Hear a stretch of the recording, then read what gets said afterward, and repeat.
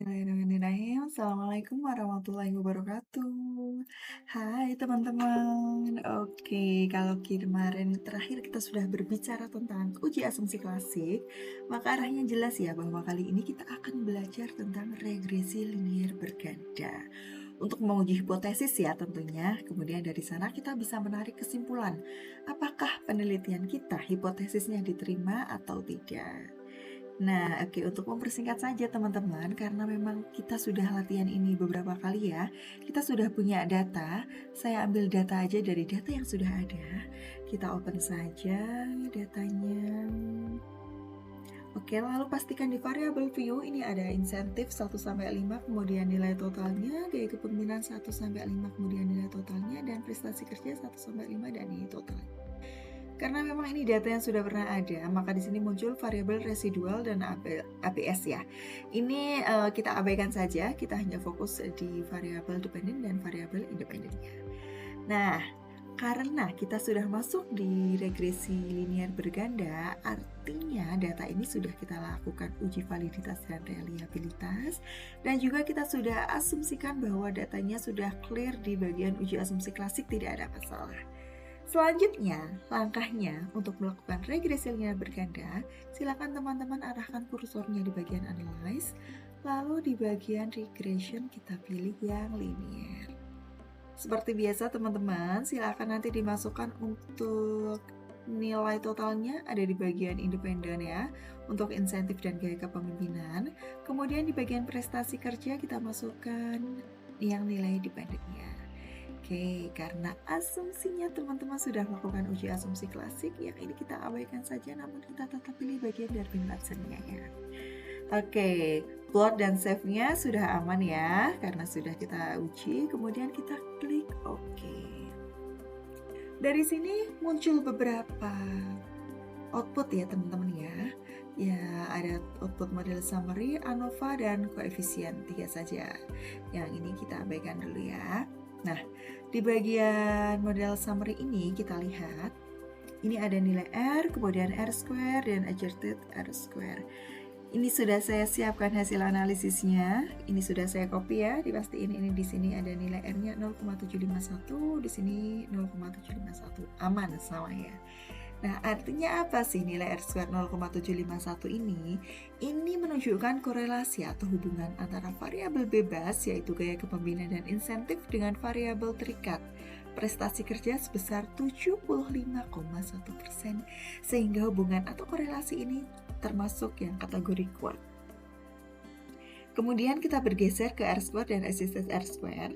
Sebenarnya fungsinya sama ya teman-teman, tetapi ketika ada adjusted R-square, sarannya lebih baik menggunakan adjusted R-square karena ini lebih akurat penggunaannya.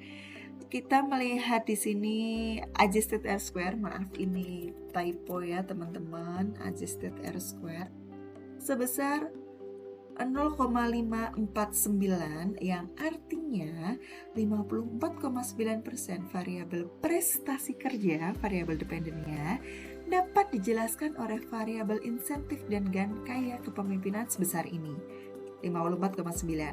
Oke ya.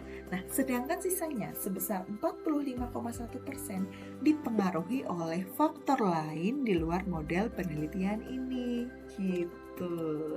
Selanjutnya kita scroll sedikit ke bawah. Di sini ada tabel ANOVA. Fungsinya, maaf yang ini. Tabel ANOVA fungsinya ini untuk melakukan uji simultan. Uji simultan itu apa? Uji bersama-sama. Atau kita bisa lihat ini masuk ke hipotesis ketiga ya. Masih ingat nggak hipotesisnya kemarin gimana?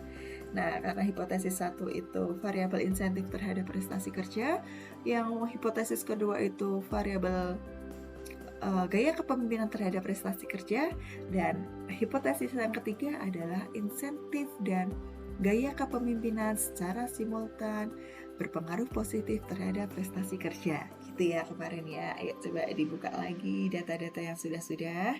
Nah, di sini kita punya tabel ANOVA seperti biasa sudah saya copy. Di sini kita hanya melihat di bagian signifikansinya saja. Dan model ini signifikan karena nilai signifikansi 0,00 yang artinya lebih kecil dari 0,05, sehingga variabel insentif dan variabel gaya kepemimpinan secara bersama-sama atau simultan berpengaruh positif terhadap prestasi kerja gitu. Oke, clear ya untuk yang tabel ANOVA ya. Kemudian kita scroll lagi ke bawah, di sini ada tabel koefisien, ada T dan juga nilai signifikansi ya. Kemudian ada nilai B. Itu gimana sih artinya? Ya kita ulas satu persatu ya. Kita punya konstanta 0,104, kemudian nilai I insentif itu di sini punya nilai B sebesar 0,342, artinya setiap kenaikan 1 untuk nilai insentif ini akan meningkatkan prestasi kerja sebesar 0,342 gitu. Nah, sedangkan di sini kita lihat ada nilai signifikansinya 0,11 di bawah 0,05, lalu T hitungnya 2,641, ini sudah saya cocokkan dengan T tabelnya ya, itu 1,67 yang artinya 2,641 ini di atas T tabel, maka variabel insentif ini berpengaruh signifikan terhadap prestasi kerja. Saya boleh cek lagi ya untuk hipotesisnya ya, disesuaikan dengan hipotesisnya. Nah, lalu di sini saya punya variabel gaya kepemimpinan. Kita lihat di sini punya nilai B sebesar 0,585, artinya setiap satu kenaikan 1 ya pada gaya kepemimpinan akan meningkatkan prestasi kerja sebesar 0,585.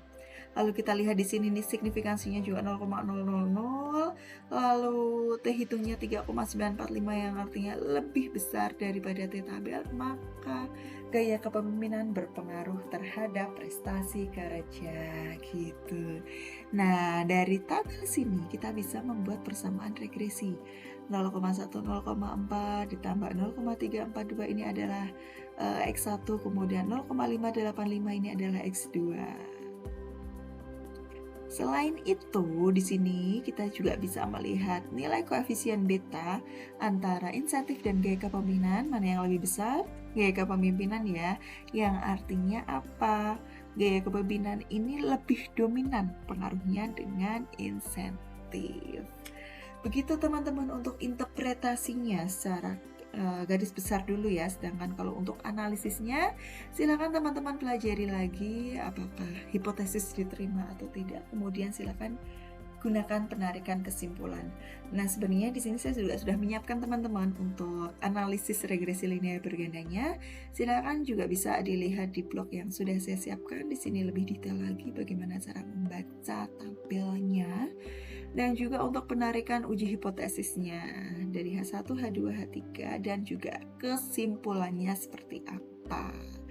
Begitu teman-teman sekilas tentang regresi linear berganda. Silahkan apabila ada pertanyaan boleh tulis di komen. Saya akhiri, terima kasih. Wassalamualaikum warahmatullahi wabarakatuh.